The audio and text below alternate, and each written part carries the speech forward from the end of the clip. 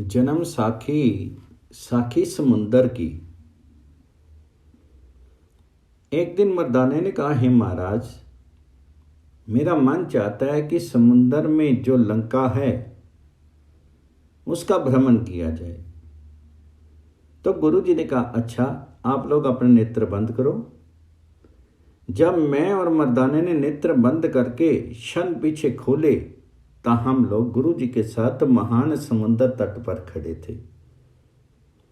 अब गुरु जी ने कहा कि तुम लोग समुद्र के जल पर वाहिगुरु जप करते पैदल ही चले जाओ। हे गुरु अंगद जी, हम लोग गुरु जी के पीछे पीछे उसी प्रकार जा रहे थे जैसे सूखी पृथ्वी पर चला जाता है। आगे आगे गुरु जी ओम सो अहम का जप करते हुए चले जा रहे थे। तब मर्दाने ने सोचा कि हम भी ओम सो अहम का जप क्यों नहीं करें। अब मर्दाना भी ओम सो अहम की रट लगाने लगा। बस वह लगा गोते खाने। गुरुजी ने पीछे देखा तो हंसकर कहने लगे, हे मर्दाना, शिष्य का धर्म है कि वह गुरु के बताए मार्ग पर चले, इसलिए तुम वाहिगुरु ही जप, तेरा उसी में कल्याण है। जब मर्दाने ने वाहिगुरु नाम की रट लगाई तब फिर पूर्व प्रकार पानी पर चलने लगा। गुरु जी ने कहा, हे मर्दाना, तुम जब कभी मनमानी करते हो तभी तुम्हें कष्ट होता है। यदि हमारी आज्ञा में रहो तो तुम्हें कदापि दुख नहीं होगा। गुरु जी की करने की ओर ध्यान देना शिष्य का कर्तव्य है, नहीं है। शिष्य का कर्तव्य तो गुरु आज्ञा अनुगामी होना है। इसी प्रकार चलते चलते हम लोग मानसरोवर पर जा पहुंचे, जहां परम सुंदर मोतियों का भोग लगा रहे हंस विद्यमान थे। उस दृश्य को देख करके मर्दाना गदगद हो गया तथा कहने लगा, हे गुरुजी, आप धन्य हैं। फिर गुरुजी की आज्ञा से आंखें बंद करके जब क्षण के पश्चात खोली तो हमने हारू नगर के निकट अपने को पाया। हारू देश का बादशाह एक योगी का शिष्य था। वह योगी सरेवड़ा था और अपने आप को वह योगी परमेश्वर कहता था और राजा उसकी आज्ञा के भीतर रहता था। उसने राजा को यह निश्चय दिला रखा था कि मेरे बगैर दूसरा कोई भी परमेश्वर वगैरह नहीं है। मैं ही सभी कुछ हूं। जो कुछ तुम मुझसे मांगो उसी वस्तु को मैं देने वाला हूं। ये योगी मंत्र, यंत्र, तंत्र आदि द्वारा हर एक की मनोकामना पूर्ण करता था। पुत्र, पौत्र, धन द्वारा यहां तक कि यदि बारिश की आवश्यकता हो तो वे योगी बारिश बरसा देता था। गुरुजी ने उस नगर के बाहर जाकर के आसन लगा लिया। शनि शनि ख्याति बढ़ती गई। एक दिन राजा प्रजा दोनों ही गुरु जी के निकट गए।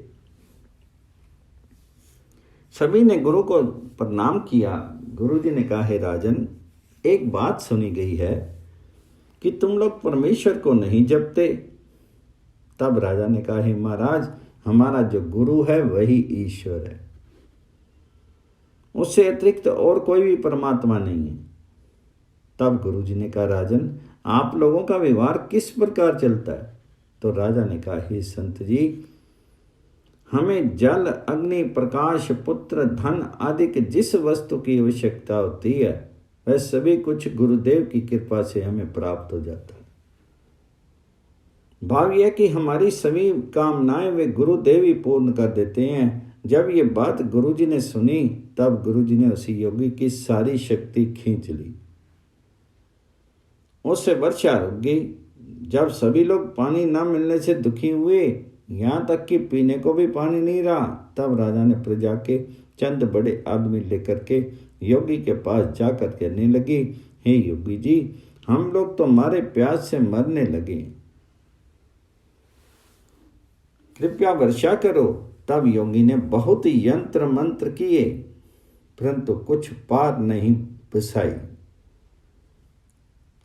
राजा प्रजा निराश होकर के श्री गुरु जी के निकट आकर के प्रार्थना करने लगे। गुरु जी ने कहा, रहे राजन, मैं तभी वर्षेगा जब तुम लोग वही गुरु जी से प्रार्थना करोगे, तब सत्य नाम का जप करो, कड़ा प्रसाद बनवा करके संगत में बरताओ, कीर्तन करो, तब परमात्मा तुम्हारी मन इच्छा पूर्ण करेंगे। जब गुरु जी की आज्ञा का पूर्ण रूप से पालन करके दिखाया गया, तब बहुत वर्षा होने लगी। तब अनेकों ने प्रार्थना की, है महाराज आप हमारे पास ही रहो। फिर इसके पश्चात गुरु जी के अनेकों शिष्य बने। राजा भी गुरु जी का फिर सेवक बन गया।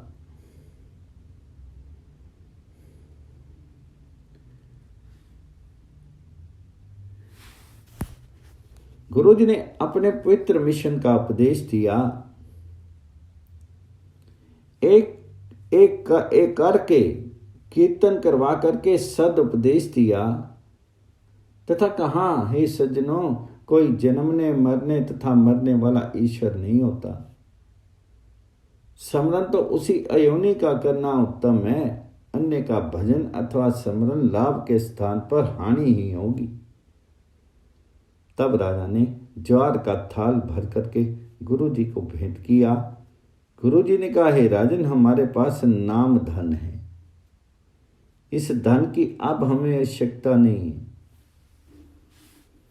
तो मर्दाने ने कहा, हे महाराज, इनमें से 2-4 हीरे ही उठा लो, कभी काम ही आएंगी। तो गुरु जी ने कहा, हे मर्दाना, ये तो दुखों का रूप है, और अरे मर्दाने, हमने तो तुमको नाम के हीरों का खजाना दिया है, क्या तुझे उससे तृप्ति नहीं हुई? मर्दाने की तत्क्षण ज्ञान हो गया। तब उसने गुरु जी के चरणों में बार बार नमस्कार किया और क्षमा याचना की। फिर गुरु जी ने उन सभी को उपदेश दे करके आगे की ओर प्रस्थान किया। बोलो बाबा नानक देव की जय।